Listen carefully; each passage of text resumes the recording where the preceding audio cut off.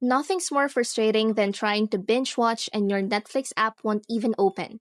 If you're having this issue, don't worry. This guide covers the simplest and most effective fixes to get you back online. Let's start with the easiest solutions that often work. Check your internet connection. Open your Wi-Fi settings or turn cellular data on and off. Make sure you have a strong, stable connection. Force quit the app. Swipe up from the bottom of your screen to open the app switcher. Find the Netflix app and swipe up to force close it. Reopen the app to see if it works. Restart your iPhone. A simple reboot can clear temporary glitches. Turn your phone off and on again. An outdated app or operating system can cause problems. First, check for app updates. Go to the App Store, tap your profile picture, and look for a Netflix update.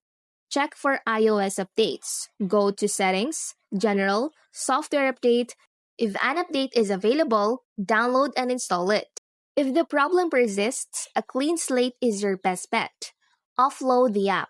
Go to Settings, General, iPhone Storage. Find Netflix and tap Offload app. This clears the cache without deleting your account data. If that doesn't work, delete and reinstall the app. Long press the Netflix icon, tap Remove app, and then Delete app.